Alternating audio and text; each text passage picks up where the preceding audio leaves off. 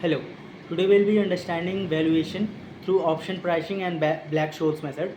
So traditional valuation method assume that there will be linear outcome, but in many real world scenarios, investment do not behave in the way we want to them to behave, and they behave more like options. So with uncertain future payoffs. So this include company holding patents in their name or good R&D and backward integration channel. Also, companies invested in future projects, startups with optionality and quite many tech firms.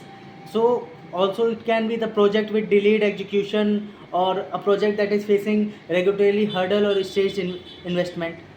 Now the Black-Scholes method is a core option pricing method. It is used to value a call or a put option. It applies to the European option market, and it can be used for like various situations, such as for a startup with binary outcomes, such as it could be a success or a failure. So Black-Scholes method could be used to value that startup, or it could be used to value the startup if the startup has high risk or it has high growth rate. So also it can be used to value an M&A deal based on the contingent payoff. It could be used to value a mining or oil project based on the value of the developing asset only when the prices of that are favorable.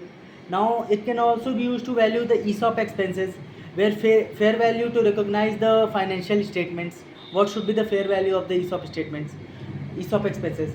Now the limitation of option pricing model is that firstly it requires estimation of interest rate, of time, and most of these assumptions are based on our objective view. Apart from that, also the real world asset may not have the perfect option like behavior that we need. Also there is over complexity regarding the valuation, and the clarity cannot be achieved based on how to explain it to a simple retail investors. Thank you.